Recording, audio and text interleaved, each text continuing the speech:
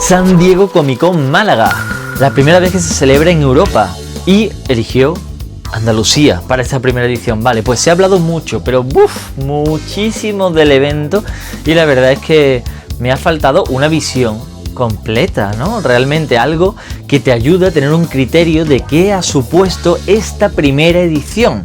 Bien, pues esa es mi intención con este vídeo. Voy a intentar transmitiros mi experiencia a través de parte de la Comic Con, lo que he podido cubrir, y vamos a ser muy directos, ¿de acuerdo? Paso número 1. Realmente este evento apenas anunció su programación hasta 3 semanas antes, que empezaron ya a salir un montón de nombres y un montón de citas y actividades que se iban a celebrar.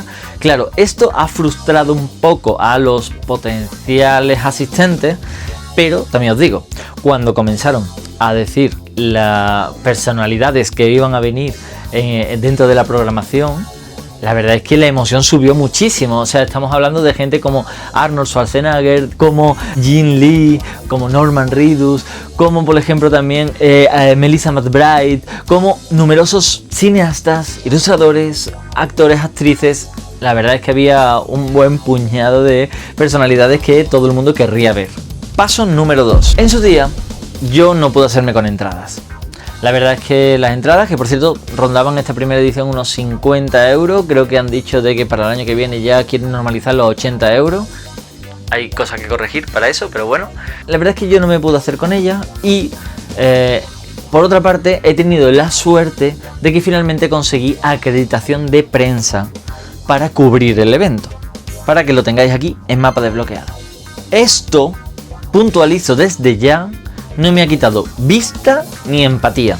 Es decir, que aunque hable aquí de los grandes logros que ha tenido esta primera edición de la Comic Con o de lo bien que me lo pasé, no quita que no apreciara el malestar general de la mayoría de los asistentes y hable de ello, incluso lo exponga, lo critique, ¿vale? O sea, no voy a maquillar nada, voy a contar los hechos tal y como fueron para que tú te hagas tu propio criterio.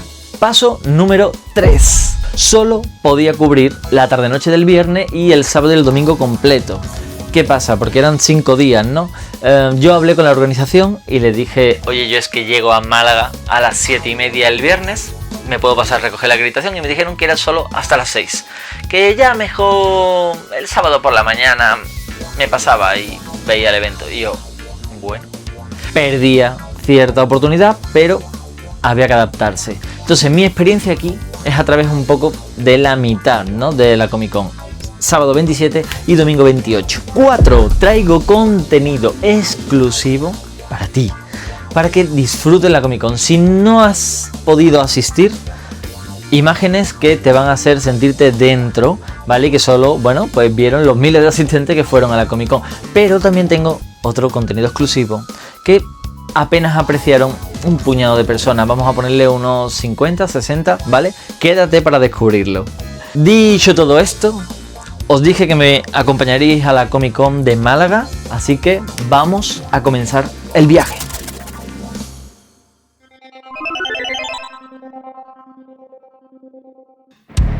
Míralo, qué feliz, yendo a la estación. No sabe lo que le espera.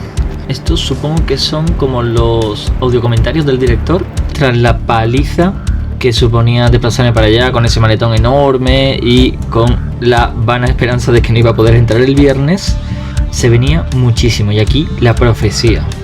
Por cierto, ahí tenemos a Capitán América, que me vino a recoger a la estación. Los primeros minutos de la Comic Con es así, cantando Backstreet Boy, haciendo cola en un parking encerrado. Si fuera el parking de la Comic Con todavía, pero el parking del Mercadona, no veas. La verdad es que nos lo pasamos bastante bien ahí, pero nos quedamos 2 horas encerrados en ese parking, y lo que no sabía es que iba a ser un fiel reflejo de lo que pasaría en la Comic Con, porque también había las mismas colas y se avanzaba igual de rápido prácticamente que todo lo que me encontraría en este evento. ¿Qué os voy a decir? Si ya las redes están llenas de comentarios criticando esta organización y apuntando esta mejora. Y es un eco, es la Comic Con. Y ahí la profecía. Bien, ya comenzamos ese sábado por favor, qué ganas tenía. Además había una muy buena temperatura. Y ya estamos aquí en la Comic Con de Málaga, por fin. La verdad es que ha costado un poco ante las enormes colas que había y el acceso. La verdad es que está todo muy bien indicado, pero había muchas ganas de comenzar ya la aventura justo aquí. Tenemos que atravesar ahora y entrar a las puertas a ver qué nos espera esta convención. La verdad es que estoy muy contento, ya tengo la acreditación de prensa y vamos a cubrir todo para mapa desbloqueado. Y hay muchísimo que hacer hoy. O sea, hoy es uno de los días culmen, sábado, así que va a estar esto hasta la bola. Estoy deseando que lo veáis, que vengáis conmigo y vamos a descubrirlo, ¿no? Vamos para adentro, vamos para allá. Me gustaría aclarar que lo mejor sin duda de la Comic Con ha sido la gente, porque a pesar de las colas había siempre un buen rollo y los disfraces eran la leche, así que aquí veremos muchas muestras de ello. De hecho aquí vemos a Crypto, hombre, el perro de Superman, que se relacionó aquí con la cheerleader de los Cuatro Fantásticos. Mira qué contento. Y ya estamos dentro de la Comic Con. Bastantes caras de ilusión. Allí está el Village. Y vamos a ir al Hall M. Tenemos el mapa. Debo reconocer que los espacios eran geniales en cuanto a distribución, pero quizás yo hubiera repartido, y ya lo veremos más adelante, el hall principal con las firmas de autores de cómics y las tiendas. Aquí estamos viendo la entrada al Hall M. Increíble que la personalizaban según el evento con el que íbamos a encontrarnos. Y ahí las famosas bolsas de la Comic Con de Málaga, todo el mundo llevándola a la espalda como si fuera una tortuga ninja. Y la ambientación genial, porque en este día íbamos a ver una premiere relacionada con Predator. De hecho ahora os he liberado un poco el audio para que escuchéis lo inquietante que era pasar por ahí con ese sonido. Atentos.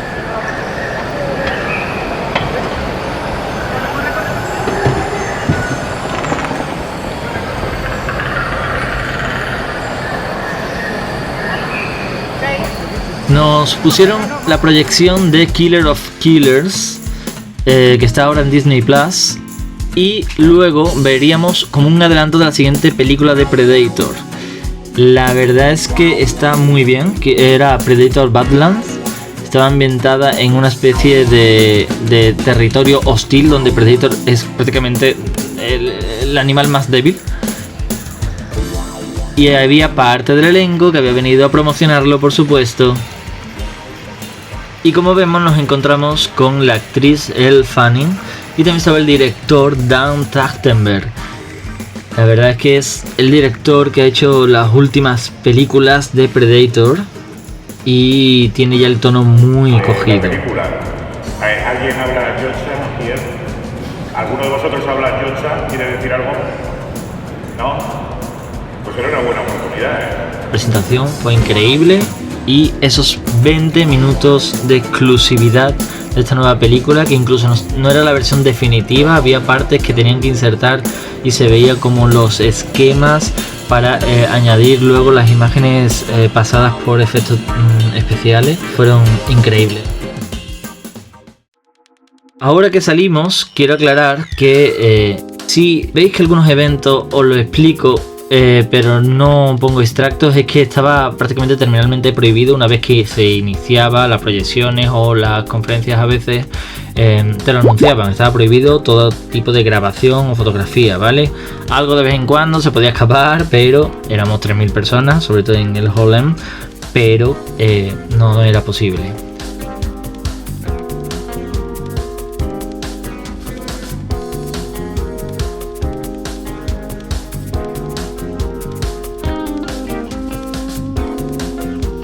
Mirad el ejemplo de lo que os comentaba. La gente se curraba muchísimo los disfraces. Me encantó. De verdad. Muy buen rollo. Este es el, digamos, el vestíbulo. Tenemos aquí a los héroes de DC, de la Liga de la Justicia, artistas invitados, imagino. Un vestíbulo que yo creía que estaba dividido entre figuras de DC y de Marvel, pero pronto averiguaríamos que había un poco de desequilibrio, digamos. Había algo de trampa. Tenemos a los héroes de Marvel, algunos de ellos. Tú no eres de Marvel, señor. Tú tampoco, pero ¿esto qué es? Aquí hay muchos de fe, ¿eh? Esto ya me suena más. Sí, señor. Y por supuesto el héroe de los niños, aquí Thanos. Hola, ¿qué tal? Y aquí vemos esta imagen que parece una coreografía para una película extraña de multitudes. Este era, digamos, el primer patio que daba acceso a los auditorios, al salón principal donde estaban todas las tiendas. Y una vez entramos a este salón principal, vemos que hay muchos stands y uno no sabía al principio por dónde tirar, la verdad. Había tantísimo que ver, tantísimo que hacer. Vemos que hay muchísimas tiendas, hay esos carteles que definían los pasillos, pero una vez que estaba todo lleno no se apreciaba muy bien la diferencia, la verdad. Uno caminaba donde podía, prácticamente. Hay una zona gamer, habrá otra más adelante, ya la veremos. Ahí la verdad es que troleaba un poco a los chavales diciéndole: ah, ahí está, equivocado.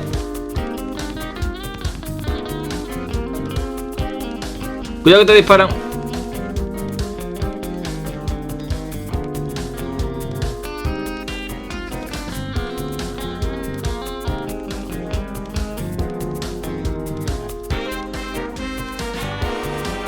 Míralo, por favor. Ahí está Miguel Ángelo.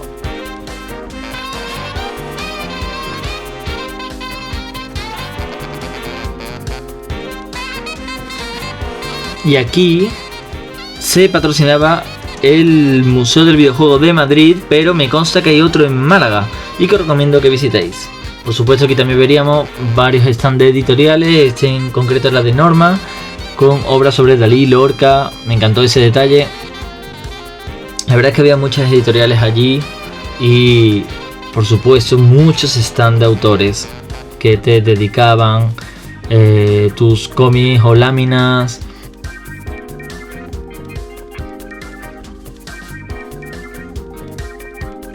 Y ojo aquí que cuando ya vi a lo lejos algo de Jurassic World, yo dije, ahí tengo que ir. Y además había un cartel ahí, no sé si lo estáis viendo, que dice: en busca del mosquito perdido.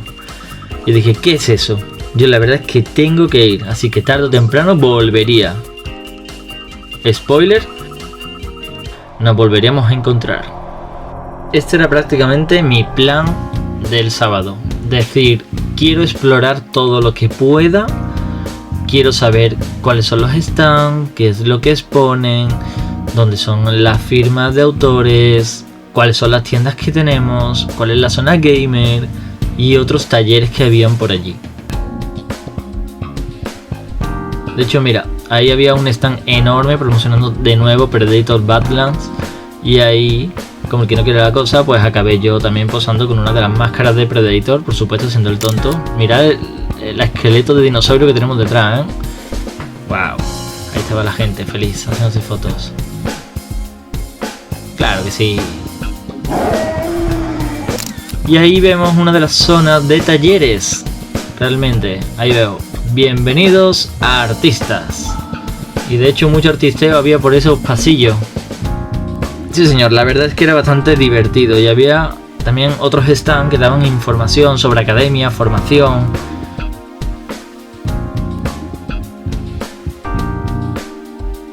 Aquí vemos la zona gamer también, la segunda zona gamer.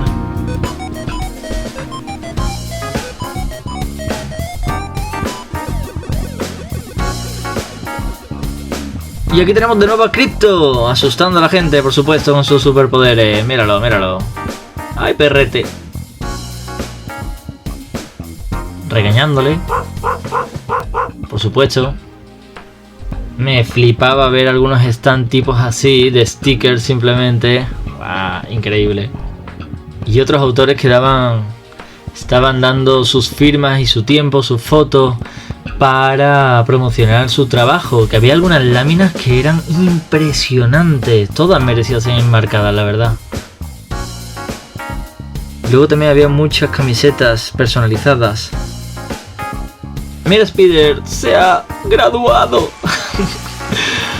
Bien por ti. Ay, Speedy.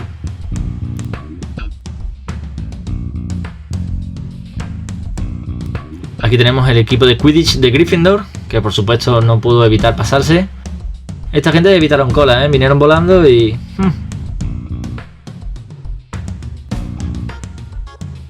Ahí vemos algún elfo. La verdad es que estaba todo el mundo un poco viendo a ver por dónde tiraban. Y el stand de Katana, que ha sido uno de los que más ha vendido realmente. Espero que no sea por el enfado de las colas. Y aquí está otra zona dedicada exclusivamente a aprender y disfrutar de juegos de mesa. Wow, era increíble. Si yo hubiera tenido más tiempo, la verdad es que me hubiera gustado echar ahí un ratito y aprender, conocer a más gente ahí, porque la verdad es que se respiraba un ambiente increíble. Esto estaba al fondo de este salón. La verdad es que era un espacio que invitaba a descansar un poco después de tantas colas, después de tanto paseo. Y aquí yo el que consideré como la mesa de ricachones, porque vamos, ese tapete rojo, eso es acabado en madera, pero por favor, ¿dónde estamos?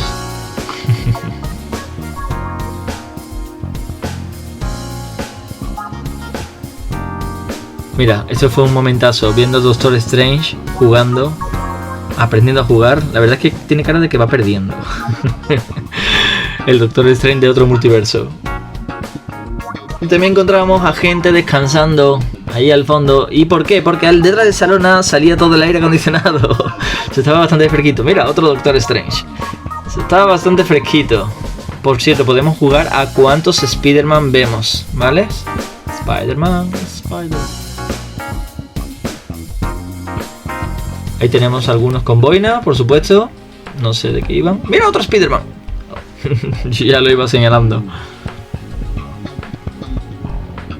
Y estos son los pasillos con la firma de autores, ¿vale? Este colapso corresponde a grandes admiradores que quieren que sus artistas favoritos pongan su sello, su firma, su estampa, una dedicatoria en sus obras favoritas.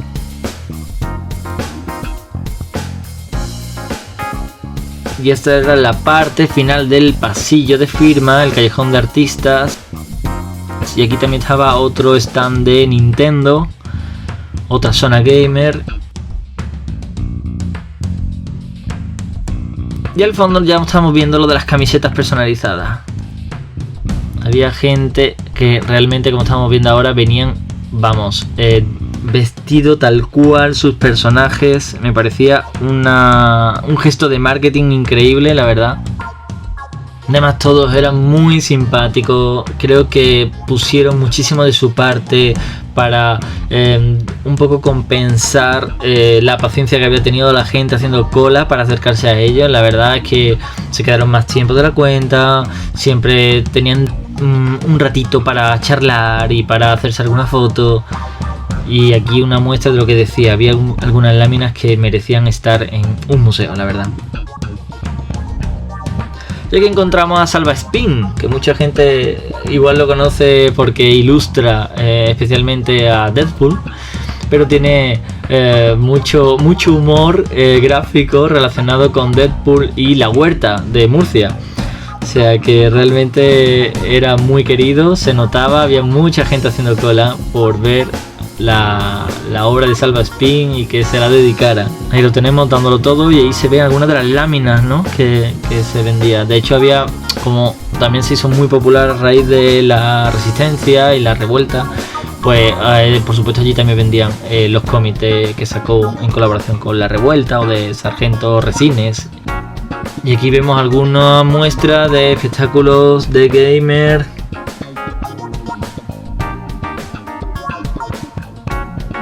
Hubo mucho cachondeo con el tema del 30 aniversario de Toy Story, todo hay que decirlo, pero era genial la habitación que recrearon para que nos sintiéramos muñecos.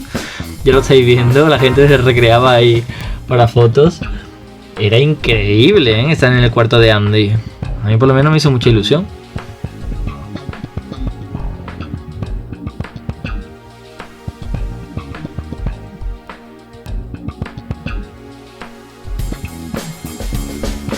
Y aquí llegamos a la parte de las figuras de coleccionismo, de muchos tipos de figuras. Vamos a ver todas, vamos a ver en qué consisten, vamos a ver las diferentes artes. Vamos allá. Bueno, la verdad es que de esta parte, este salón del coleccionismo, solo tengo un par de cosas que decir. Uno, que ya lo vais a ver vosotros por vuestros ojos, es increíble el nivel de detalle, el nivel de cuidado que se ha presentado cada obra. Y no me atrevería ni a valorar así a tanto alzada cuánto cuesta cada figura. La verdad es que es una obra maestra.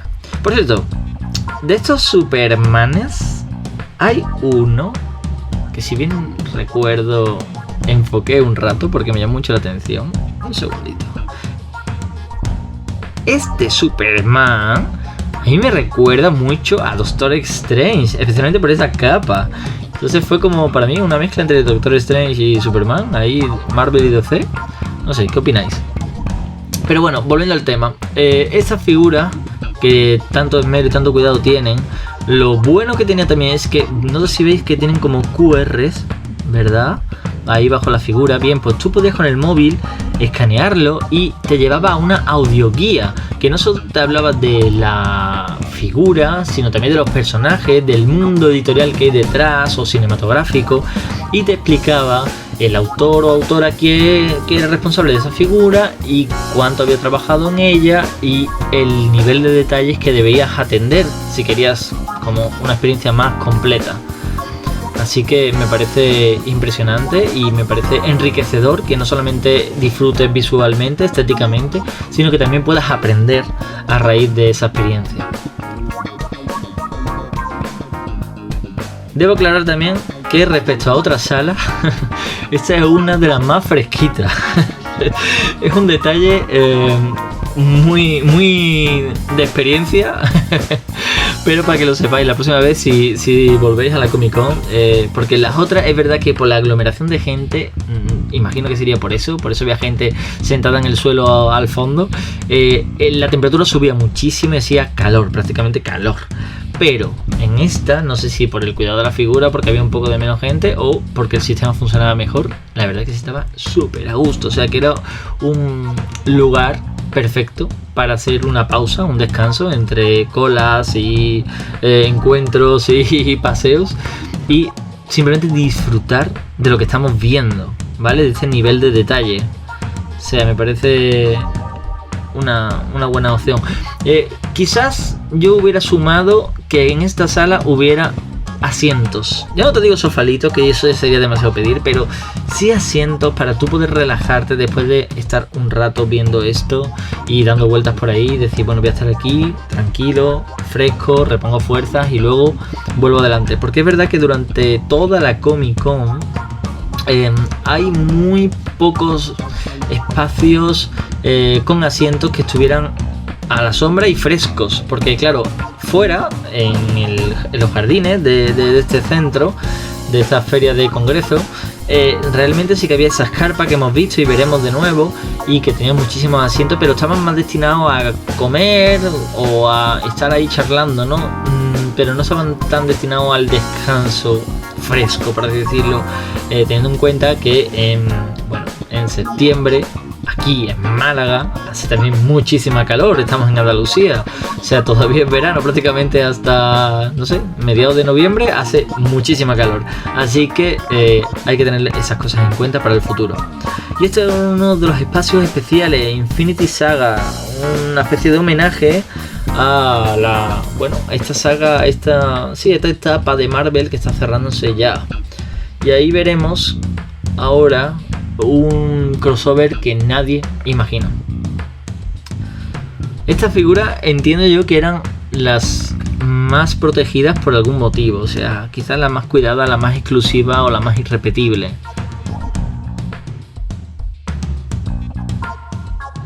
Lo cierto es que era para estar un buen rato admirándolas y aprendiendo de cada una de ellas.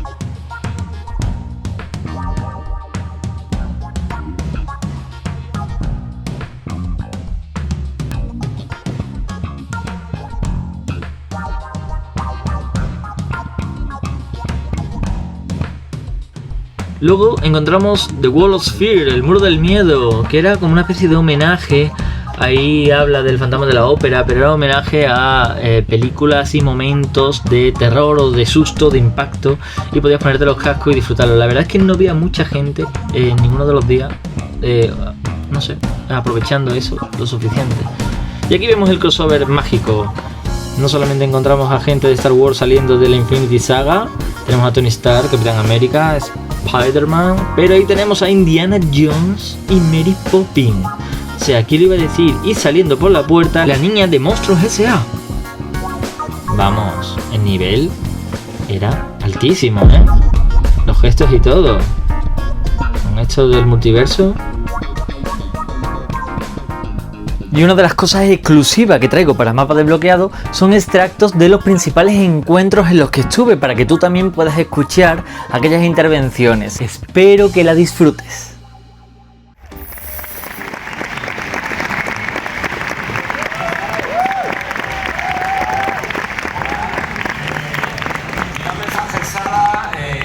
Soy el director del Festival de Cine Fantástico de Sitges.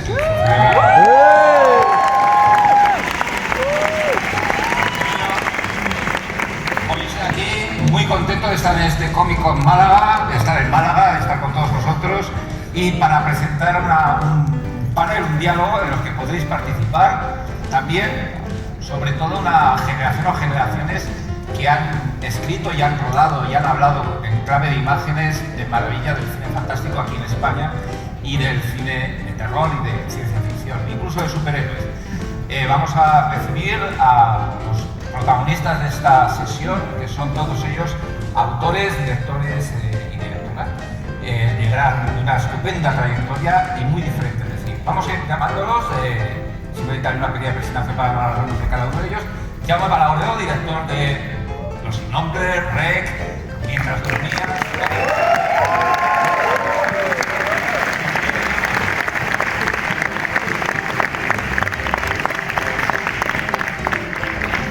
Gordo Serra, director de El Bosque de Sombras, una película que se hizo aquí con Gary Oldman y luego de series como La Casa de Papel, Reina Roja, Caminantes, y aparte, como Jaume, un gran director de cortometrajes en su día y bueno, gran.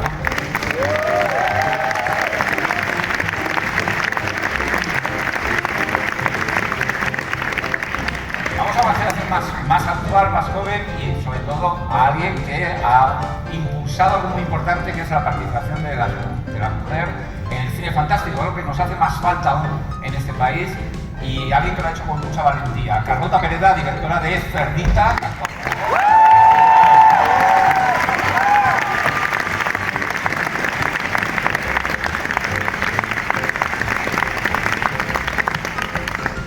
Y luego un director que se ha atrevido en España a hacer algo, jugar con el tema de los superhéroes, que es algo muy difícil en este país, y lo hizo con mucho sentido de humor en el de Orígenes Secretos y luego en multitud de trabajos, también en cortometraje.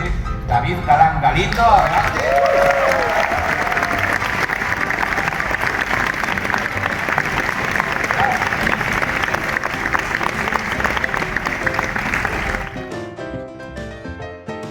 Tuvo un éxito descomunal con El Día de la Bestia, y eso abrió las puertas a toda una generación que quería hacer cine fantástico, que creía que se podía hacer cine fantástico en España también, y él demostró que efectivamente se podía, ¿no?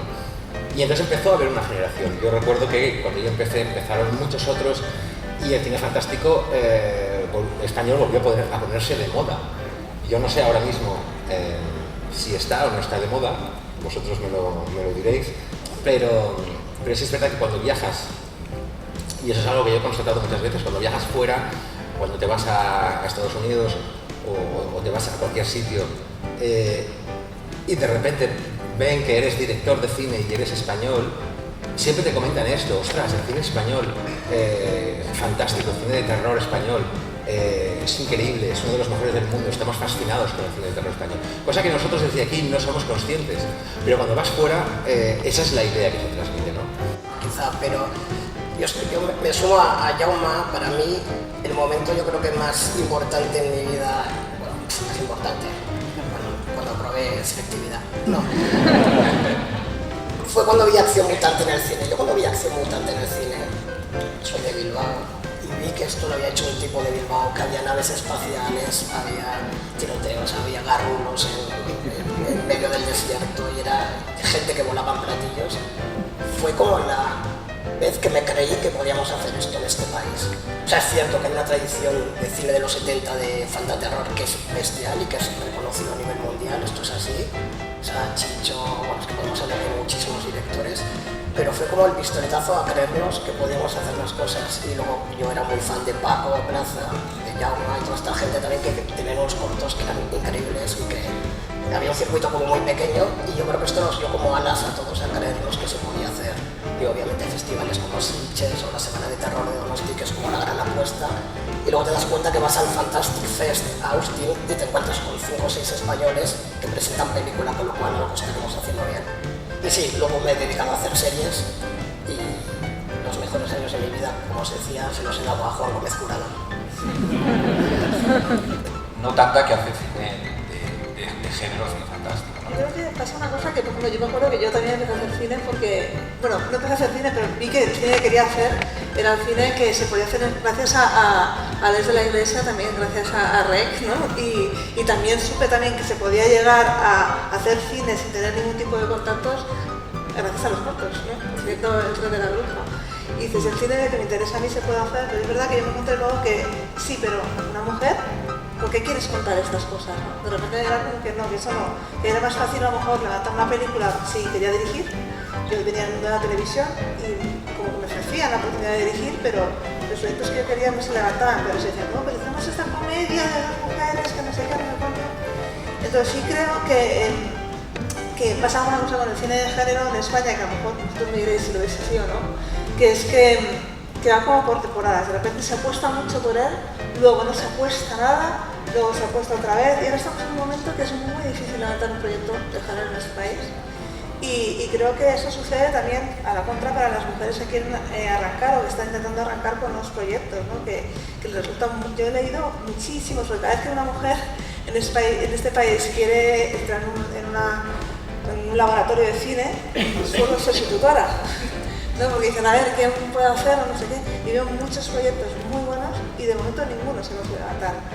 Y la verdad es que, bueno, esperemos que eso cambie, ¿no? Si hay que confiar que de repente haya una especie de ola, que de repente se decida que se pueda apostar por eso y podamos nosotros levantar nuestros proyectos y que surjan muchas negocios. ¿Cómo? Explícanos un poco cómo es eso. Yo hice una locura que es intentar que mi ópera prima fuera una película de superhéroes.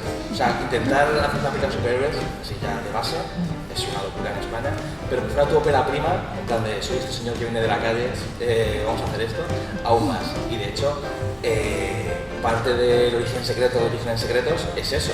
Es yo pensando, no quieren, bajo ningún concepto, hacer una película de superhéroes. A ver cómo les engañan. Entonces pensé, oye, ¿qué sí se hace, no? Y que sí que quieren en sus despachos.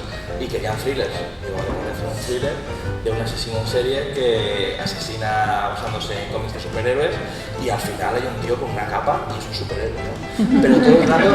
Pero todo el rato yo estaba en los despachos y al final decía, bueno, al final es un superhéroe. ¿Cómo que has dicho? No, nada.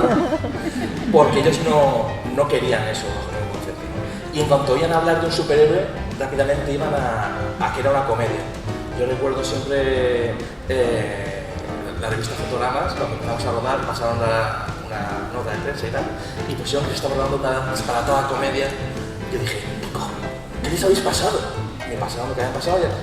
Hay una serie de asesinatos horribles en Madrid, que no sé qué, bum, y al final, superhéroe. Y alguien dijo, superhéroe, comedia disparatada. Entonces, una cosa que me he echado ya a la espalda es intentar traer este género a este país, que no se quiere. Solamente hay una cosa que sí que me gustaría que valoréis de gente que intenta hacer cine fantástico y cine diferente. Y es que en esos despachos nadie lo pide. O sea, es un cine a la contra. Sería muchísimo más fácil hacer cualquier otro tipo de película. Entonces un señor que hace un tratamiento, un guión, cine fantástico, de superhéroes, no te cuento, es un loco. Porque está haciendo algo que sabe que va a ser muchísimo más difícil de financiar que lo otro. Entonces, y eso se hace solo por amor.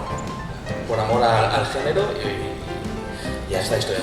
Yo diría que, a grandes rasgos, en todos los casos, pero sí se puede destacar el cine fantástico español, que tiene una personalidad. Tiene una personalidad que tiene que ver mucho con la esencia, ¿no? De cómo somos y de lo que hemos vivido y de nuestra historia, ¿no? Eso se dice mucho fuera también, ¿no? Es decir, hay algo de la religiosidad, de la iconografía religiosa que está muy metido dentro, hay algo hay algo dramático de la historia que está ahí. Son una serie de cosas que le dan una personalidad, unos rasgos distintivos en general que son muy valiosos. Y hasta alguien podría reconocer que una película es española porque detecta en esa personalidad. Y también por esto de lo tomarnos muy en serio. Es cierto, aunque algunas veces es un poco el sentido común, ¿no? Y eso creo que tiene que ver mucho con no tomarnos en serio como país santo. Sí, yo sí que lo sé, ¿no? Españolas, o sea, es que Rec es un ejemplo claro, yo creo, de que es una peli zombies, pero que no se parece a las pelis de zombies americanas. O sea, creo que justamente lo que nos identifica o lo que llamaría la atención internacionalmente justo es que no se parezca a...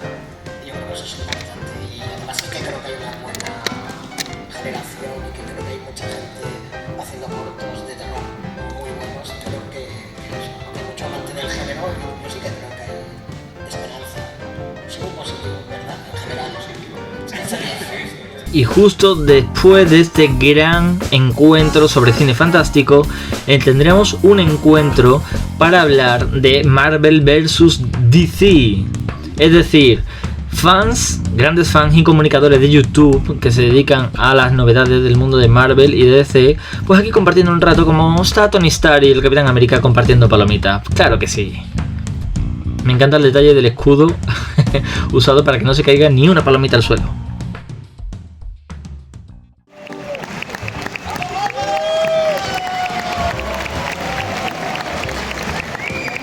En el bando DC vamos a recibir con un fuerte aplauso a Álvaro Luzón.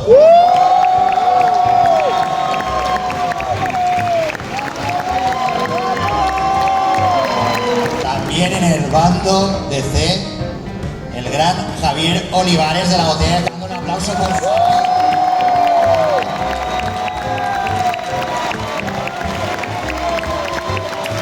Como no podemos dejar solo aquí a Dani en el bando de Marvel, necesitamos a el más sexy que yo conozco, que es Super Pilopi, un aplauso.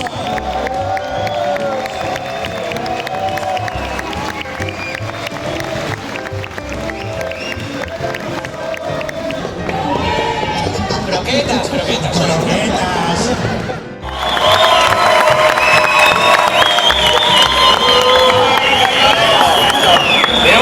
Tengo mucho chaquetero de las dos, o sea, han sido los mismos. Un poco sí.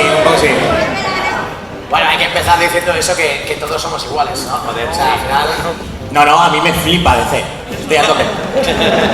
No, pero que es verdad, no es de broma. No te toman en serio, Que sí. Bueno, lo que has dicho tú, ¿no? El tema del clickbait, ¿no? Un poquito del título. Sí, el versus no es tan versus realmente. O sea, venimos aquí a hablar de las mierdas que nos gustan a todos los que estáis aquí. Todos habéis chillado muy bestia. Entiendo que dentro de los de Team Marvel se habrá levantado mucha gente también, luego Team DC, estoy seguro. Y nosotros cuatro creo que estamos un poquito en esa tesitura. Obviamente barremos cada uno más un poco para nuestro jardín, pero claro, todos nos une ese rollo de los super, ¿no? Sí, pues el rollo este de no, a mí me gusta lo mismo, uno y otro, que tampoco es así, yo creo que no. De hecho, hay algo que te gusta más. Creo que estamos demasiado lejos, a mí me gustaría estar tocando. Podemos intentarlo. Guau, a ver, tengo una sensación de hype controlado temeroso, ¿sabes? Es la forma de definirlo, o sea, hype controlado temeroso. Bueno, pero es muy común eso, quiero decir, nos pasa últimamente prácticamente en todos los proyectos. Yo creo que quiero que me guste, no estoy seguro, pero la emoción es que sí, que ojalá me guste todo. Es un necesito que me guste, ¿no? Sí. O sea, es un quiero creer en esto, claro, me ha pasado con DC y Álvaro también, en prácticamente cada cosa que han hecho, ¿no? Pero con Doomsday es como, joder, tío, no sé cómo van a manejar una película en la que sale hasta mi abuela, tío, o sea, todo, el gato, tu perro, o sea, y lo malo. Bueno, lo malo es cómo van a plantear esa historia, hacia dónde va a llevar. Ya, el rollo gay. Claro, que no sea, porque yo creo que lo de gay, no sé si estáis de acuerdo, me parece algo irrepetible. O sea, hay Que es verdad que es una mierda, a mí me gustó, ¿vale? Peacemaker me gusta más, sí, pero que no creo que sea una diferencia de decir, ¡guau, tío! O sea, creo que DC, por ejemplo, Creator Commando, sí que veo un nivel rollo X-Men 97 o series así como los tops de Marvel y tal, y ese es el punto. Pero yo no acabo de entrar en el rollo este de Peacemaker, que ahora que estamos en el tema de, ¡guau! Esto es, yo creo que es el peor trabajo de James Gunn, de calle, que no quiere decir que sea malo, pero es el peor trabajo de James Gunn. Esto sí que iba a ser un verso. Es el mejor trabajo de James Gunn. O sea, es una serie. Peacemaker es el mejor. Si la remata bien. Los próximos 10 minutos pueden ser el solo, contándonos qué tal fue la experiencia. Hola a todos. ¿Qué tipo de feo? La bicho que estoy con la voz. Hoy en calidad de invitado. Es mi primera vez aquí en la Comic Con. No he ido ninguna y la verdad es una pasada. Lo estoy haciendo un niño pequeño. Bueno, quería venir aquí a hablar un poquito, menos hablar, mejor dicho, porque ya que forme parte de ello, pues que no sé, poder escucharos.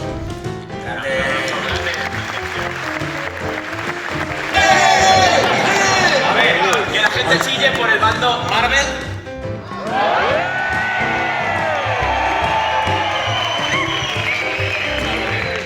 Y que la gente chille por el bando DC. Tengo que decir que ha empezado más fuerte, pero se ha apagado un poco. Después de estos encuentros que fueron divertidísimos y se aprendía muchísimo, me encontré con estos Hobbit y Gandalf que les indiqué por dónde tenían que ir para Mordor, y luego me fui a un plato fuerte del día. Teníamos los de prensa, un pequeño adelanto. Teníamos una rueda de prensa con todo el elenco de The Walking Dead, Daryl Dixon, que venían a promocionar la tercera temporada, grabada íntegramente en España. De hecho, aprovecharon para, promocionar dos cosas de un mismo tirón, y imagino por qué. Talamasca, que vendría también el actor Nicholas Denton y su productor ejecutivo y director John Lee Hancock, que está basado en las novelas de Anne Rice, ¿no? Estas historias de vampiros y brujas y tal, que intuyo que no tendrían tanto éxito por sí solas, entonces lo juntaron con la otra producción que venía también aupada por AMC, ¿no? La productora, que era esta, The Walking Dead, Daryl Dixon. Bueno, pues ahí encontramos prácticamente a todo el elenco de esta tercera temporada. Tenemos ahí, por supuesto, al admirado Norman Reedus y a Melissa McBride, pero también a Eduardo Noriega y Oscar Jaenada, altísimos actores también, ¿no? Alexandra Masankay, a Candela Saita, Hugo Arbúez y los productores que he mencionado, Dan Percival y David Zabel, que se sumaban a los productores de Talamasca. Ahí vemos a Norman Reedus con su estilazo y esas gafas de sol, oh yeah. Porque la verdad es que tenía mucha paciencia. Los meses de rodaje estuvimos como familia, la verdad. Sí, atrapados en Sepúlveda un poco, ¿no? En mi caso, yo muy feliz porque interpreto a Paz. Supongo que ya la habréis visto, algunos que ya habéis visto algunos de los vídeos, de los capítulos o de los trailers. Para mí este personaje tiene una resiliencia y una valentía que personalmente en los momentos bajos tengo que decir que recurro un poco al recuerdo del personaje, ¿no? De decir, si Paz ha podido, ¿cómo no voy a poder yo, no? Así que yo me llevo eso de Paz. Creo que es muy complicado encontrar, todavía no se hacen proyectos y personajes tan complejos con una evolución tan compleja dirigidos a actores jóvenes, y yo me siento enormemente agradecido de haber podido poner este granito de arena a esta serie con un universo tan complejo como es un apocalipsis zombie y lo divertido que es grabar las escenas de acción y bueno, eso, muchas primeras. Bien, pues con todas las expectativas altas salimos y vimos la cola que estáis viendo. Esta era completamente y exclusivamente para ir a ver a todo el elenco de The Walking Dead, ¿de acuerdo? Que prácticamente, bueno, creo que en unos 15 minutos comenzaría a abrirse las puertas. Mientras tanto decidimos explorar un poco más la Comic Con. ¿Qué nos encontramos?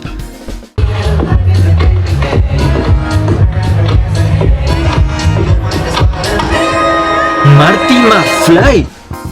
La verdad es que había tantísimas actividades que hacer que no puedes asistir a todas, y eso también, por otra parte, está bien, porque así se reparte la gente, ¿no? Que por cierto, esta silla loca, yo tenía muchísimas ganas de probarla, porque fíjate, con gafas de realidad virtual y que pueda girar 360 grados, pero bueno, pero qué locura es esta. La verdad es que finalmente, porque estaba yo a mil cosas, no saqué tiempo, pero hubiera sido un gran sueño. Y aquí tenemos a una gran protagonista, la Jessie Zombie. Me la encontré yendo para allá y es muy maja.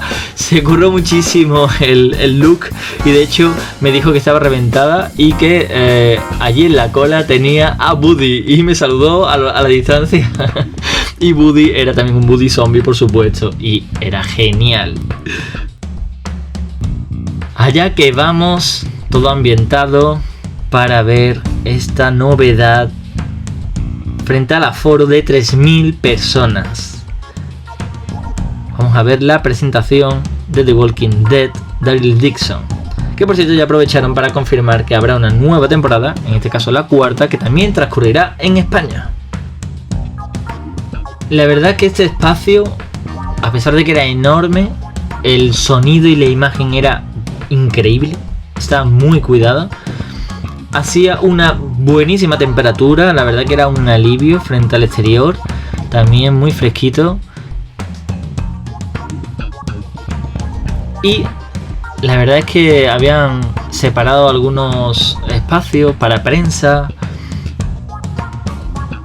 para reservas especiales. Ahí vemos la gran mesa para invitados que tenían allí ya preparado.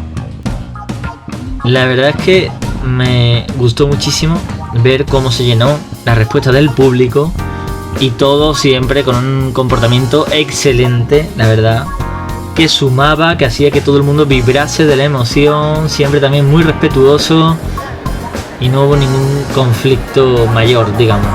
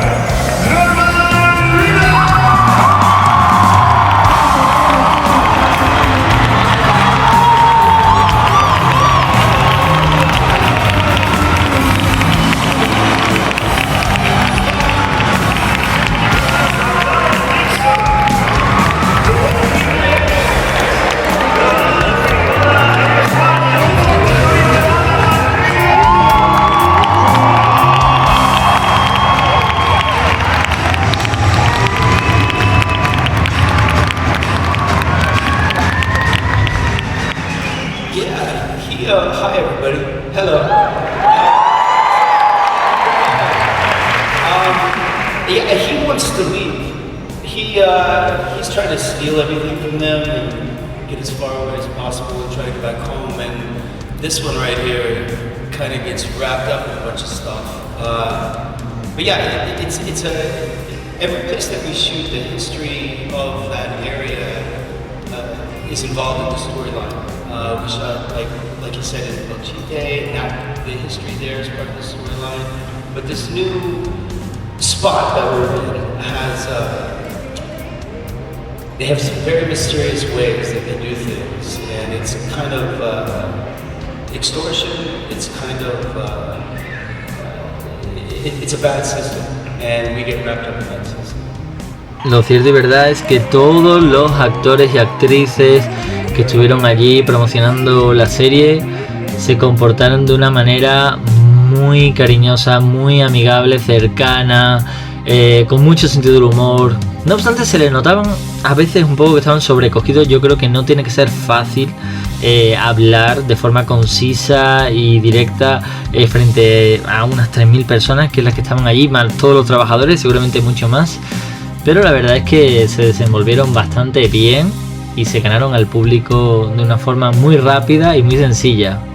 Ahí está todo el público al final del acto dándolo todo, buscando una firma, que de hecho debo decir que Norman Reedus se quedó hasta el final junto al escenario firmando y haciéndose fotos con cada uno de los fans.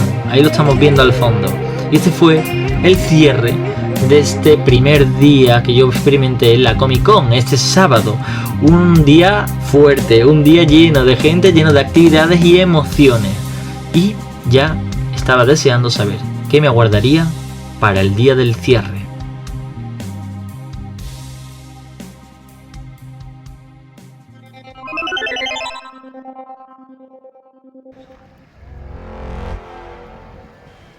Y aquí quería reflejar lo que todos hemos visto desde el principio.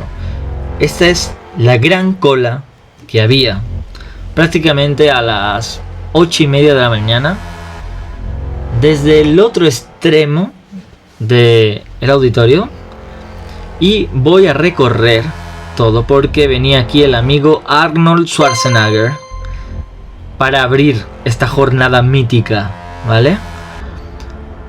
Bien, pues he puesto el cronómetro para que veáis cuánto tardaba yo en bordear todo hasta el acceso de entrada, y para que vayáis viendo la de colas que habían, porque no son líneas rectas, toda esa cola iba en eses, por lo tanto se tardaba muchísimo en atravesar y acceder a los pabellones. Por ello quería reflejarlo. Como dije en la presentación del vídeo, la acreditación de prensa no me ha quitado vista ni empatía. Yo todo esto lo veía y sabía que era un aspecto fuerte a mejorar, porque no puede ser que uno pague una entrada que no es barata y tenga que esperar tantísimo para acceder. Otra cosa es ya dentro de cada auditorio, dependiendo del aforo o para las firmas de autores, que como entiendo que pueda pasar en parques temáticos, es parte de la experiencia, por desgracia, porque mucha gente quiere verlo. Pero para acceder al propio recinto no debería ser tan grande estas colas, tan largas y pesadas.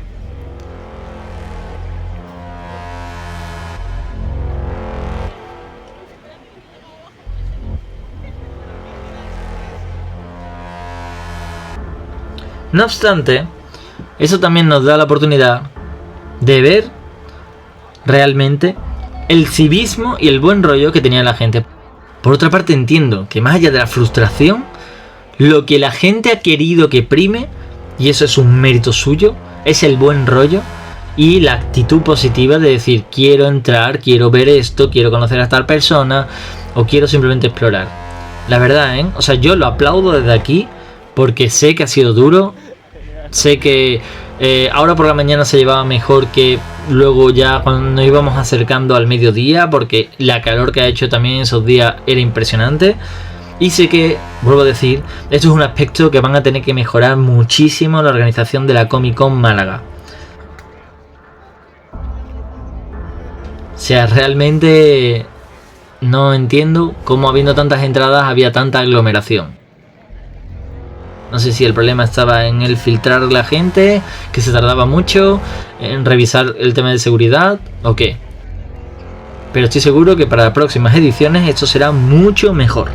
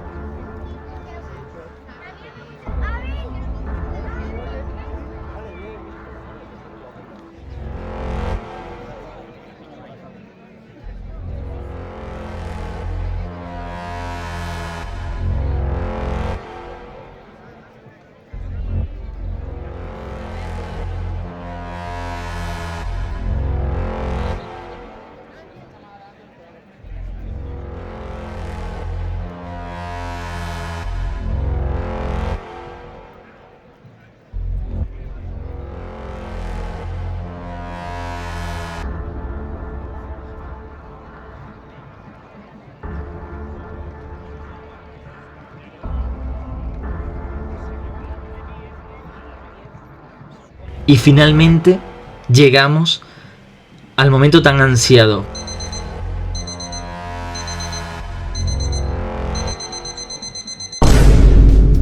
Cuando abrieron las puertas, la gente corría para pillar un buen sitio. Por fin íbamos a ver en persona a Arnold Schwarzenegger. Y aquí veo a mi amigo Chechu, con el que estuvimos ahí peleando desde el principio para estar ahí en primera fila. Y aquí vemos en redes es Moquete de Puppet, el que minutos más tarde me intentaría asaltar.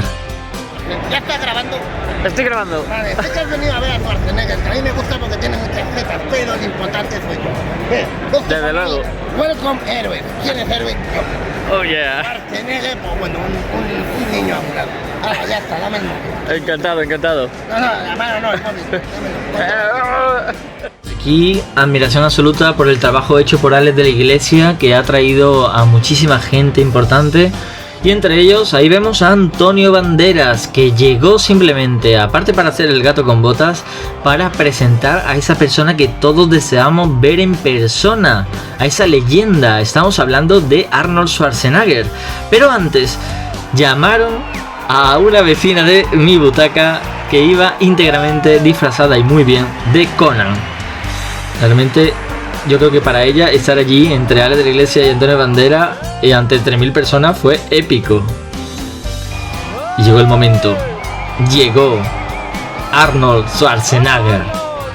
Ahí, cerca de nosotros. Yo estaba que salía de mí mismo. O sea, no me imaginaba que iba a ver en persona a Arnold. La verdad que fue muy épico.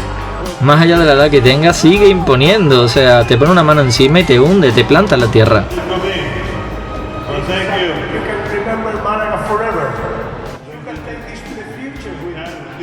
Atentos al equipo de seguridad que tenía, que era brutal. Sobre todo los que intentaban ir camuflados, entre comillas.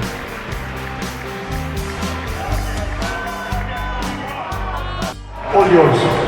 I just want to say thank you so much for both of you to come out here and to greet me. Antonio Banderas has been someone that I idolized for decades. Extraordinary actor, extraordinary friend, and we even did a movie together, Expendables. It was a lot of fun to work together. And the list goes on and on and on, and here we are today. I've had 50 years of filmmaking, 50 years of fun, and I cannot imagine to do anything better than that. And I've gone from bodybuilding to films to politics, back to films, and back to bodybuilding, and going back and forth like that. My life has been full of joy. So I just want to say thank you, because the only reason that I'm here today is because of the fans. So thank you. Thank you for being such great fans and for always making me movies. Hasta la vista, baby.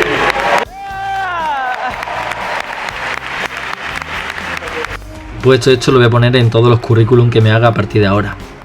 Por supuesto dijo todas las frases míticas de sus películas. O sea, realmente fue alucinante. Así que plasmé ese hasta la vista, baby. ¿Cómo se sobrelleva haber conocido a Arnold en persona? Pues bueno, pues como uno puede. Realmente se puede seguir disfrutando de las Comic Con, se puede tomar uno algo, puede estar ahí un rato conociendo a gente maravillosa. La verdad es que había muchísimo que hacer. Por cierto, me llama mucho la atención de que había muchas familias con niños y sinceramente, bajo mi punto de vista, entiendo que la temática pueda compartirse con la familia, pero no veía el evento tan familiar, por así decirlo. O sea, lo veía más enfocado ya de adolescentes para arriba, por mucho tiempo de pie, por el tipo de conferencia, por un poco, no sé, el tipo de actividades que se promovían. No lo veía tan para niños pequeños, pero bueno. Este es otro de los lugares que descubrí este último día, una pequeña galería de obras de arte, de artistas y con temática relacionada de forma directa o indirecta con superhéroes. La verdad es que me pareció increíble.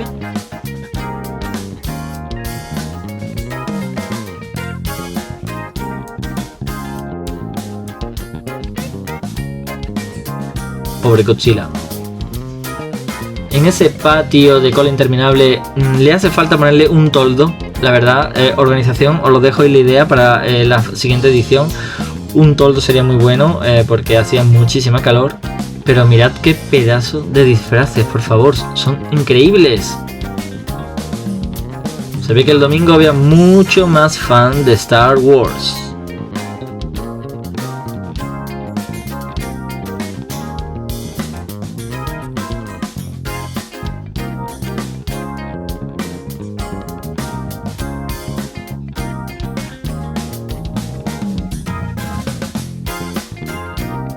Y si veis en el espejo que hay al fondo arriba, inclinado, se ve toda la multitud que estaba ahí agolpada esperando en esa cola enorme. Más allá de la que yo estoy transitando, porque yo estaba yendo en dirección a donde están algunos auditorios, el auditorio 1, 2, accesos laterales, y el auditorio 3 y algunos workshops, ¿vale? Algunos talleres que estaban en la primera planta, que era algo que todavía no había explorado y quería ver cómo habían repartido el espacio. La verdad es que es una gran idea repartirlo en el primer espacio, pero yo hubiese puesto más, por ejemplo, las firmas de autores donde estaba el coleccionismo, ¿vale? Las vitrinas y las figuras que hemos visto. Ese es un buen espacio para tener ahí a los autores firmando y que se hagan cola. Y las vitrinas y ese tipo de exhibición lo habría puesto arriba. Ahora lo veremos, porque arriba creo que es un lugar, como es un poco más pasillo, invita más a que tú lo vayas transitando y viendo toda la figura, ¿vale? Bien, pues por aquí íbamos al acceso de la planta de arriba, a los talleres y a ese auditorio 3. Desde esta altura también vamos a tener algunas visiones muy relevantes acerca de cómo se veía todo a vista de pájaro, digamos, cómo la gente estaba haciendo cola o transitaba.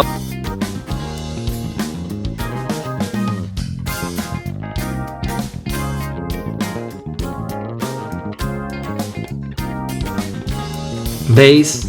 Eran los diferentes tipos de acceso desde el vestíbulo principal. Y aquí ya nuevamente zona de descanso y colas. Que vuelvo a decir, hace falta más asientos para que la gente no esté simplemente tirada en el suelo, ¿vale? Cuando ya esté agotado de pasar horas de pie visitando lo que quieren o haciendo cola. Y mirad esta visión. Estamos en uno de esos cristales espejo y así es como se veía. Vuelvo a decir, hace falta toldos, porque la gente que está en la sombra lo pasa mal, pero la gente que está al sol, ya solo hay que ver el movimiento de los abanicos. Es demasiado. Vale, espero que estén tomando nota y se solucione para la siguiente edición. Pues en Málaga ya mínimo han firmado para 2 años más, ¿vale? Vamos a tener Comic Con 2026 y Comic Con 2027. Así que espero que allí nos veamos todos, la verdad.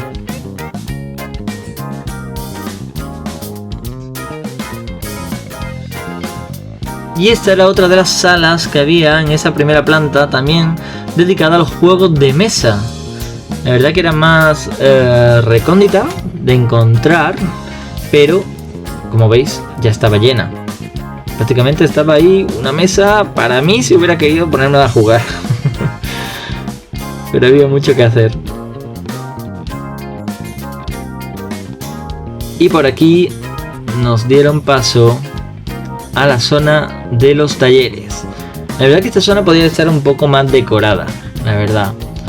Estaba un poco, bueno, desprovista. Ahí vemos que había tanto zona de trabajo, imagino que de la organización, como ahora veremos, porque yo voy cotilleando, si os fijáis, puerta por puerta. Voy viendo, si hay una ventanita, como un Velociraptor de Parque Jurásico, yo echo el morro y miro. Aquí por ejemplo estaban dando un taller acerca de imprimación y pintura de miniaturas.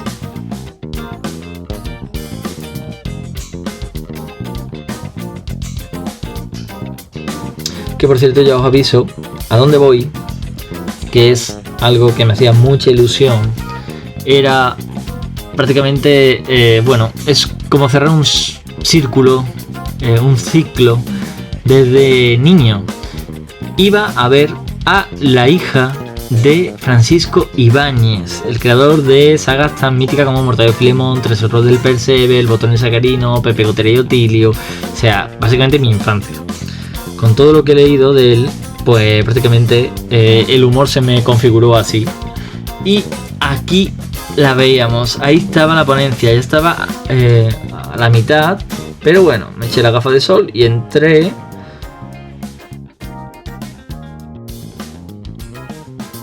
Y os dejo con algunas de sus respuestas. Bueno, la 13 Rue creo que junto con Mortadelo ha sido un éxito total que perdura hasta el día de hoy.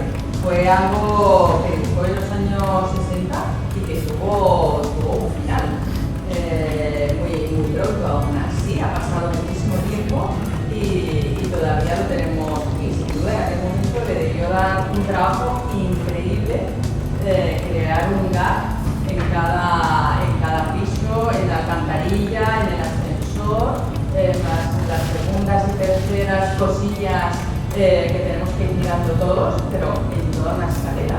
Y el éxito de la 13 Rue en parte o en todo es que hoy todo el mundo tiene un vecino de la 13 Rue en casa. O sea que, y creo que de aquí a 20 años todavía reconoceremos a alguien de la escalera o a nosotros mismos en la 13 Rue. Por tanto, una cosa de los años 60 creo que lo podemos poner en nuestro siglo XXI y bueno, cambiaremos la marca del ascensor, pero poca cosa más. El resto, ahí estamos todos retratados. Y de hecho yo creo que el impacto cultural que tiene también, pues han habido series que yo creo que están muy basadas en los personajes, ¿no? Imagina quien viva la comunidad tal vez de la iglesia, creo que nace mucho de esta, que yo creo que no eres el único fan, ni Nuria tampoco, yo creo que hay muchos en todo el mundo. ¿Tenemos tiempo para una última? Hola, buenos días a todos. Muy buenas. Nada, vengo desde Canarias y bueno, básicamente aparte de preguntas, te quería dar las gracias por estar aquí. Para mí es un orgullo poder conocerte. El legado que ha dejado tu padre, creo que en todos nosotros, en nuestros padres, incluso abuelos, perdurará. Y en breve voy a ser papá y creo que mis hijos se van a empapar muchísimo de la cultura de tu padre y la familia. Así que en primer lugar, darte las gracias. En segundo lugar, como yo fui niño hasta no hace mucho y me he quedado igual de chiquitito, crecí con, bueno, todos mis amigos y mi núcleo eran amantes de tu padre, eran su ídolo. Entonces quería preguntar, ¿cómo fue la infancia de la hija de Iván? ¿Cómo vivías tú que el resto de tus amigos o de tu núcleo, por así decirlo, viera que tu padre era ese artista y la huella que dejaba en tu generación a día de hoy? Y la segunda sería si tendría el honor y me pudiera firmar cuando acabe la sesión el cómic de París 2024, porque realmente lo que más ilusión me hace hoy de la Comic Con es poder conocerte. Muchas gracias. Pues gracias a ti, muchas gracias por el piropo y por no haber ido a ver a Schwarzenegger y estar aquí, porque me parece que has elegido inteligentemente. Sí, pues muchas gracias. Pues bueno, yo, ya me ves, aquí fuimos una familia normal. Mi padre dibujaba y yo al principio me debí pensar que todos los padres hacían lo mismo.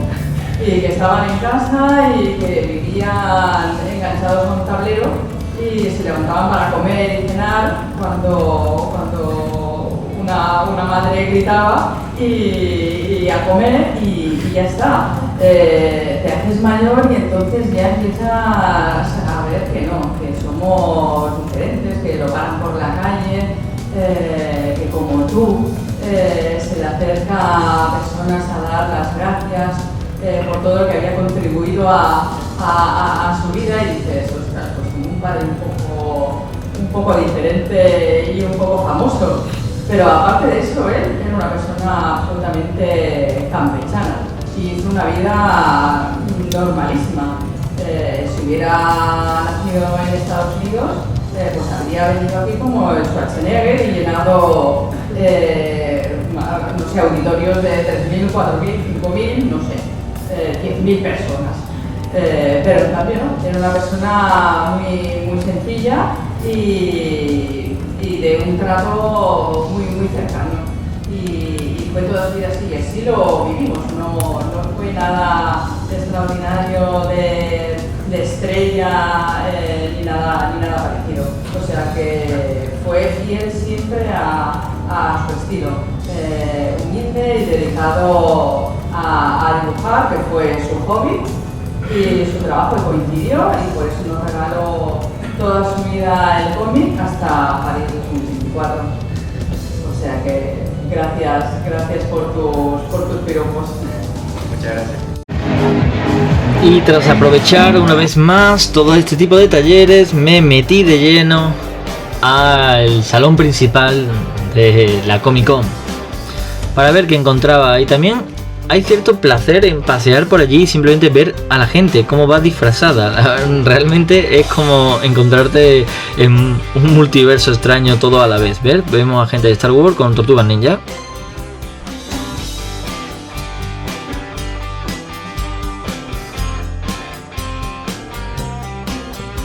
Ojalá ir paseando por las calles a diario y encontrarte esta mezcolanza de seres y de ropajes en todo. Y volvemos al momento Jurassic World. Os lo prometí, dije que era un pequeño spoiler, yo acabaría yendo ahí. Pues mira, había como dos photocall, uno era este, realmente, que si te lo ibas recorriendo te daban un pasaporte, como el que estáis viendo en pantalla, y con este pasaporte realmente te van poniendo en cada photocall un sello. Aquí tengo mi primer sello del primer photocall. Bien, cuando recorrías ese espacio ibas a este segundo escenario. Realmente tiene mucho sentido si habéis visto esta película, Jurassic World, El Renacer. Bien, pues si te hacías otra foto ahí, te ponían un segundo sello en el pasaporte. ¿Y a dónde nos lleva ese pasaporte? Ahí lo vemos con el segundo sello ya. Pues a este stand en el que te ponían un tercer sello y literalmente te regalaban un póster de Jurassic World. Yo, como gran fan de los dinosaurios, no pude perdérmelo, así que ahí estaba deseando conseguir mi póster.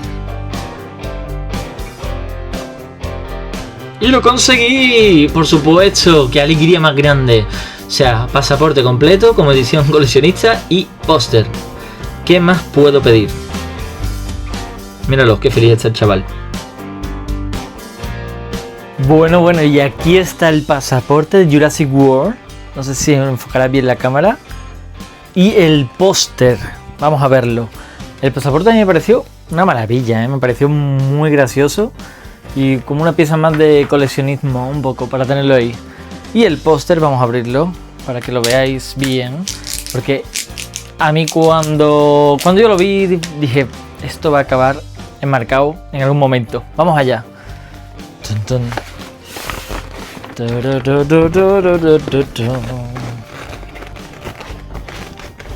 Oh yeah. Lo daban gratuito, o sea que es verdad que había muchas cosas por las que pagar y había precios desproporcionados, pero había otras que simplemente por el hecho de jugar por participar en esas actividades te daban estos detalles que la verdad son increíbles para un fan. Así que a disfrutarlo. Oh yeah.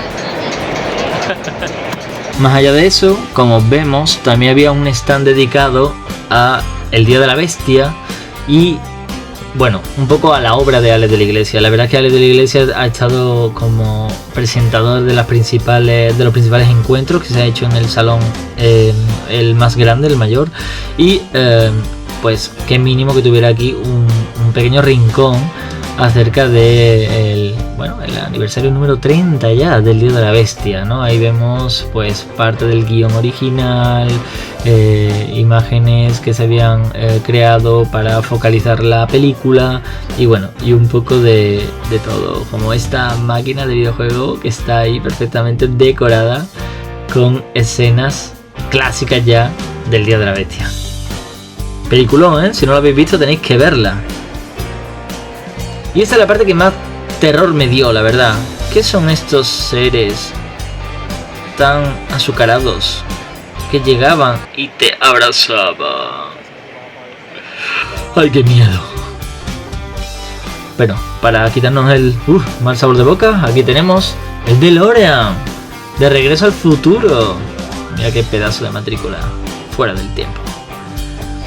Pues sí, había cola también para ver DeLorean, pero era increíble, así que merecía la pena. Y ahí de nuevo con el patinete volador de Marty McFly, que ya lo hemos visto antes descansando, ¿verdad? De hecho ahí justo estaba grabando esto y llegó una joven y se puso y dijo: mamá, es el coche como el del abuelo. Entonces le dije, oye, pues ese no lo vayas a vender porque ha salido bastante bueno, ¿eh?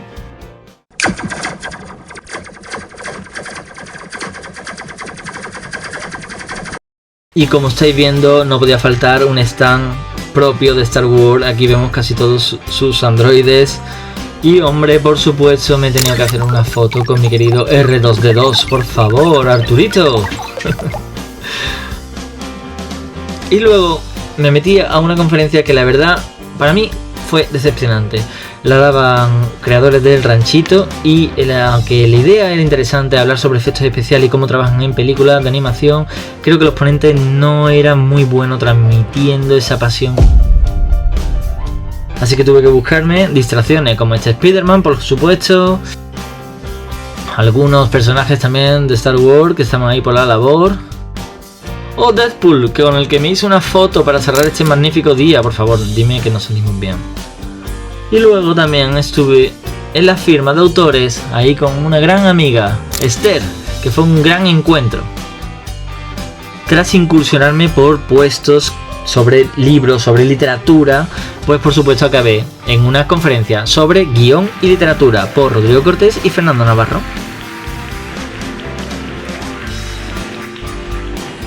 Bien, pues tenéis toda la conferencia de Rodrigo Cortés y Fernando Navarro en Mapa Desbloqueado. La voy a subir para que no se haga más largo aún este vídeo a otro vídeo. Os voy a dejar el enlace en la cajetilla de información para que cliquéis y os lleve directo a esa conferencia en la que hablan no solamente de guión y de cineastas, sino también de literatura. La verdad es que no tiene ningún desperdicio. Sabía que iba a ser buena, sabía que iba a tener su jugo y quería exprimirla por completo, así que la grabé completa para ti. Si esto no se merece un like al vídeo o que te suscribas si no te has suscrito todavía, vamos, yo ya no sé qué hacer. Se acercaba el final de la jornada y el final de la Comic Con Málaga 2025 y para ello decidí volver al Hall M para el gran encuentro que para mí y para muchísimas de las personas que estábamos allí sería el final del día. Como digo, uno no se puede dividir, no puede estar en tantas actividades a la vez, pero había muchísimas más que yo no pude disfrutar y que espero que tú, si has podido, por favor me lo cuentes en comentarios. En este gran salón, que como veis prácticamente llegué el último, iba a haber un encuentro con Juan Antonio Bayona. Pues este director increíble, que lo hemos visto todos desde la segunda película de Jurassic World, como también Lo Imposible, o Un monstruo viene a verme, o algunas películas como La Sociedad de la Nieve tan increíble, o haber hecho series como Los Anillos de Poder o grabar algunos episodios para Penny Dreadful. Os voy a dejar con extractos de esta conferencia, la verdad que fue larga y no pude grabar todo, pero merecía la pena cada reflexión, cada palabra. Pues ese encuentro lo vamos a tener aquí y de nuevo presentado por Alex de la Iglesia. Esta presentación le conocéis absolutamente todos y solamente voy a decir una cosa. Es el mejor director de cine español y el más humilde, la persona y el director que yo realmente admiro. Su nombre es J. Bayona. J. Bayona.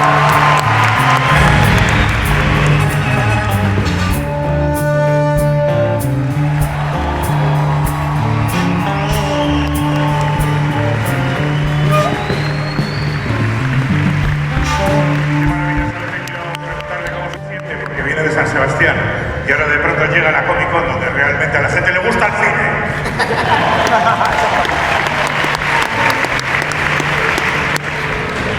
No, a mí madre mía, si es que no sé ni dónde estoy ahora mismo. O sea, lo de estar aquí con este público, que es el que yo quiero, es el público del cine fantástico, que es el cine con el que yo crecí.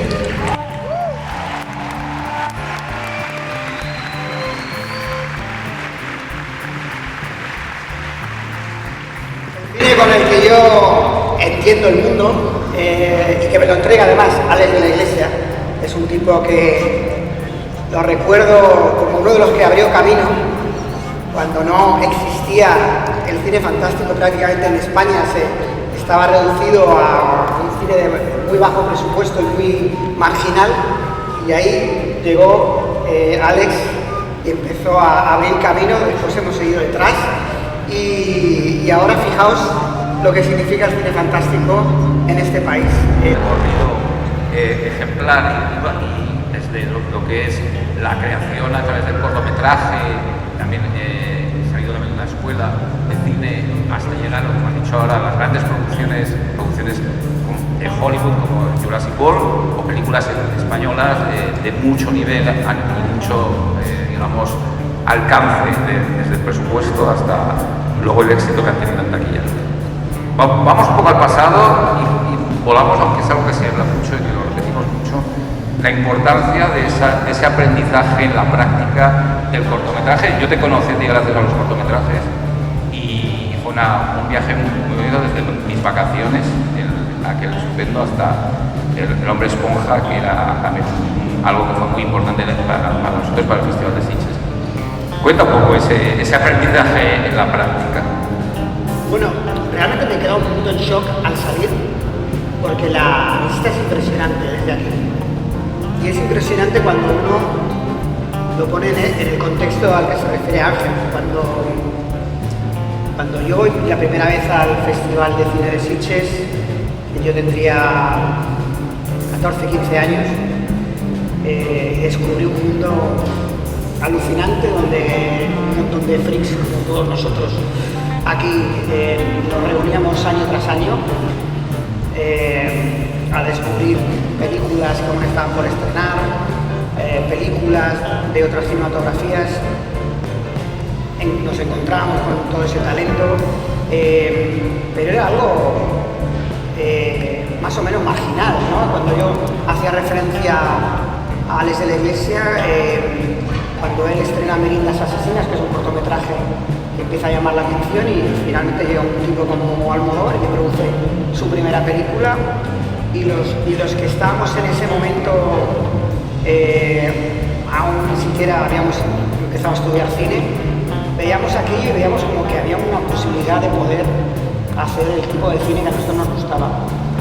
Ahora la situación ha cambiado, ¿no? Y veis como un evento como este o el Festival de Sitges son los que están marcando la tendencia de la temporada de los estrenos que va a haber en las salas.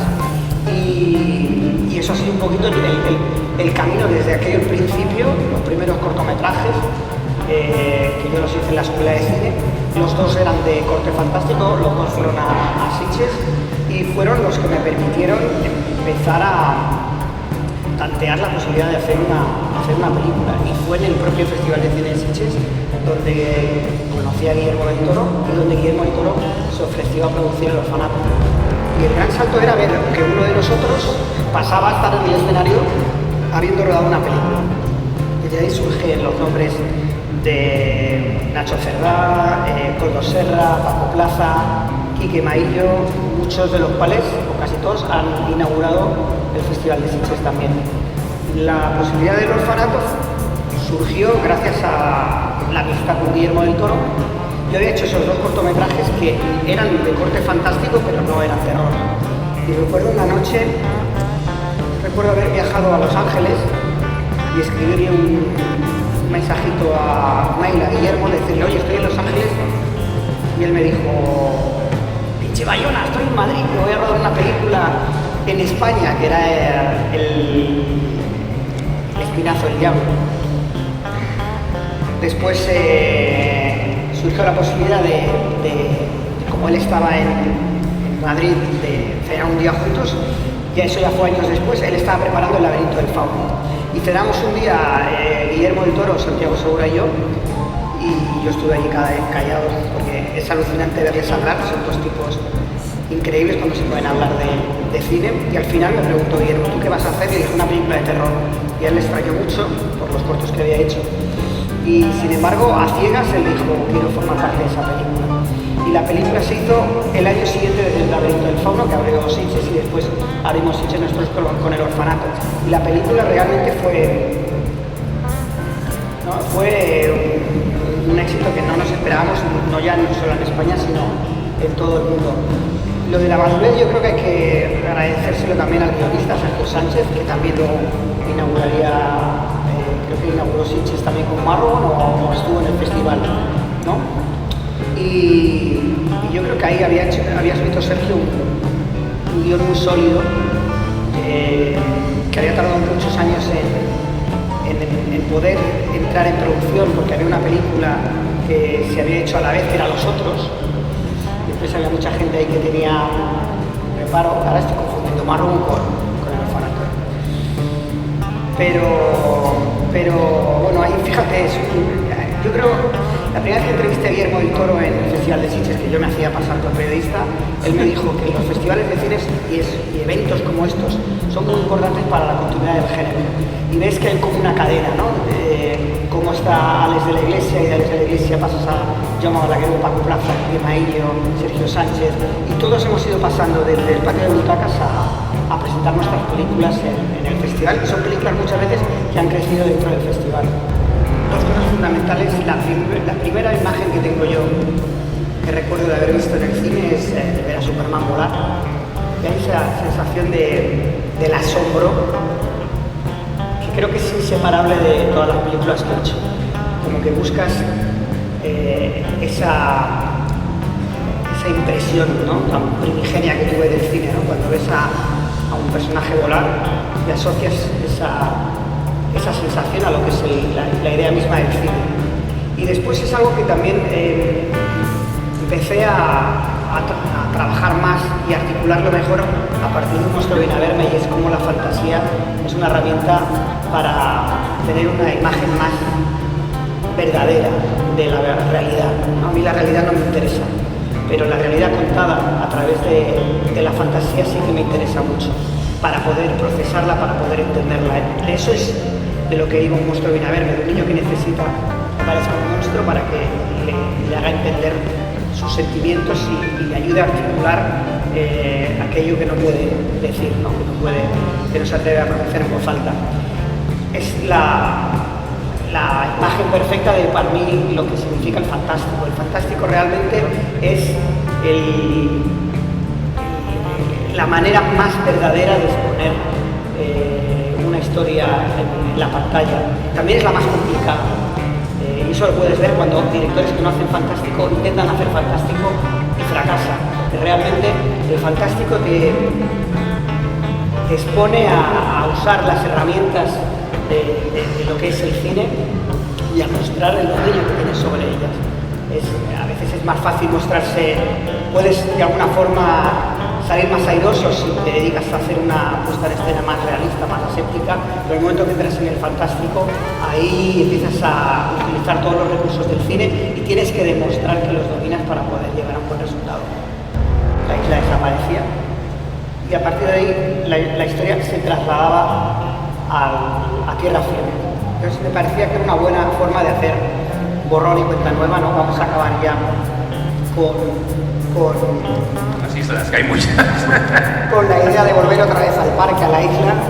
Y luego me dijo, y luego al final es el orfanato con dinosaurios, me dijo. Y dije, me quedé así como muy intrigado. Creo que hay una cosa que yo hago con la película y que Spielberg agradeció, que es abrazar la filosofía de serie B que tiene la película. En el momento que tú haces una sexta parte de una película, que es una película además de high concept, hacemos un parque con dinosaurios, los dinosaurios escapan. A partir de ahí es muy difícil repetir el concepto porque no partes de personajes. No hay un personaje como Indiana Jones, no hay un personaje como James Bond, sino que en verdad es una situación y hay que encontrar una excusa para hacer una segunda parte, una tercera, una cuarta. En el momento que estás en una sexta, los conceptos están tan repetidos que empiezan a resultar casi paródicos. Eso es la línea habitual con la que avanzan muchas franquicias, ¿no?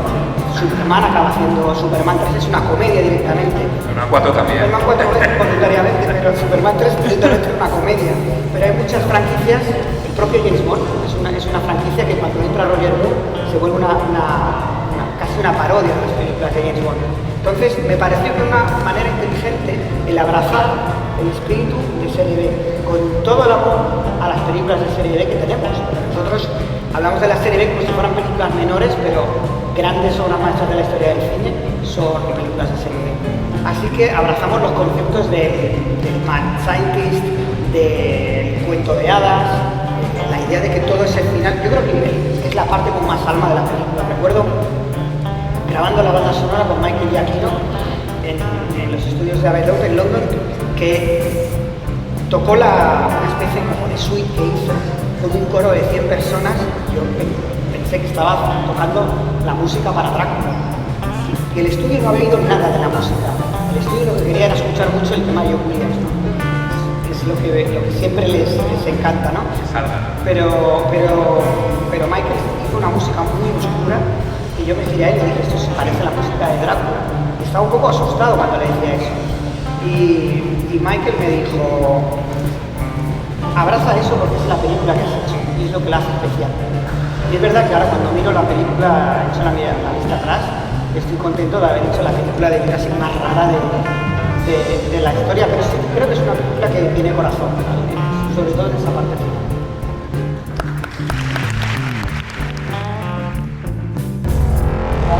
Cambia la mentalidad de un director muy acostumbrado a un formato cinematográfico a lo grande, cambiar. O sea, la narrativa se realiza empezando por ella.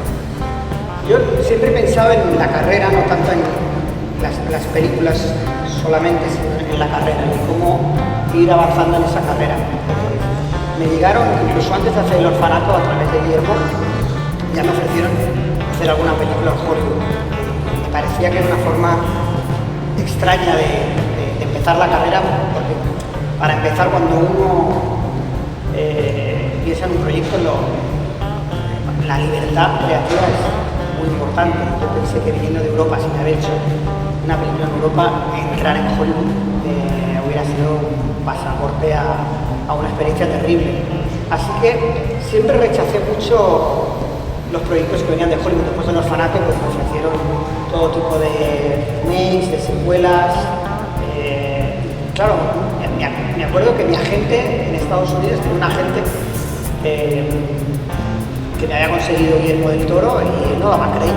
Yo iba una tras otra, una de Crepúsculo, una de Hunger Games, un remake de Pesadilla en el Street, uno tras otro yo iba diciendo que no a todos esos proyectos. Porque quería mantener esa libertad creativa. Pero me atraía mucho la idea de hacer una película en Hollywood. La manera de hacer una película en Hollywood, o de tantear un poquito, fue entrar en el mundo de la televisión. Y recuerdo que me llegaron unos guiones que fueron los guiones de John Logan, que es un guionista extraordinario, para Penny Dreadful, y me pareció un proyecto muy bonito. Era empezar una serie de ceros, sin nada, no teníamos casting, no teníamos diseño de producción, y en esa serie se recreaban los grandes mitos del cine de terror, ¿no? Incluso había una secuencia en la que Frankenstein creaba la criatura, y no implicaba un trabajo de tanto tiempo, tan largo como una película, y sí que implicaba entrar en un sistema de producción americano. Así que me pareció que era como hacer una película dentro de ese sistema sin tener la responsabilidad de la autoría, que recaía más en John Logan. Y fue una experiencia muy buena, me llevé muy bien con todo el casting, con todo el equipo, con John Logan, y estoy muy contento de esa experiencia. Años más tarde, cuando acabé Jurassic World, me disponía a hacer La Sociedad de la Nieve, pero recuerdo que en ese momento leí el guión que habíamos estado trabajando, no me gustó nada y decidí tirarlo a la basura y empezar de cero, después de años de trabajando ese guión, y pensé, no sé qué voy a hacer ahora, porque hasta que no tengamos un guión nuevo, y en ese momento me llama mi agente y me dice si me interesaba hacer El Señor de los Anillos para la televisión. Y me entrevisté con los showrunners, tenían un amor tremendo por el mundo de Tolkien y se notaba el entusiasmo, y la verdad es que era muy seductora la idea de irte un tiempo a Nueva Zelanda y levantar de cero una serie en un tiempo y un presupuesto que era de televisión. O sea, y el gran reto que para mí fue cómo levantar una serie que tenía que estar como mínimo técnicamente y visualmente a la altura de las películas de Peter Jackson en un tiempo y en un presupuesto de televisión. Y fue un muy buen aprendizaje y pude aplicar muchas de las cosas que había aprendido en las películas que he hecho en España.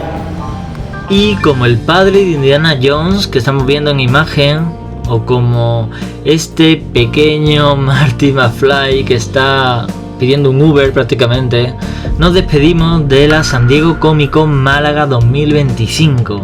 La verdad que ha sido una pasada, hay cosas a mejorar, pero gracias a todos vosotros, a cada asistente, se ha hecho increíble, la verdad.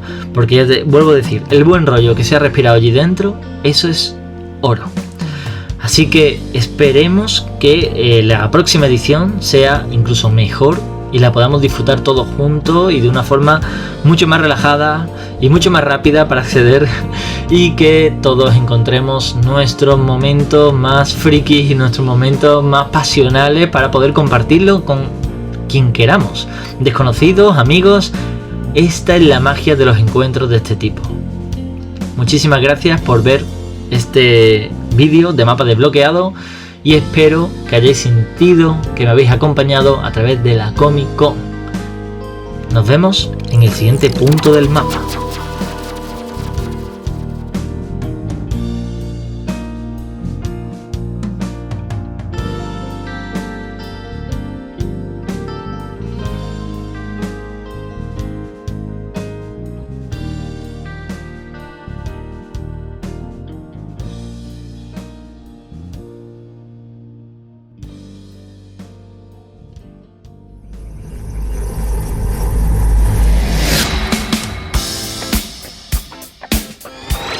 Mapa desbloqueado.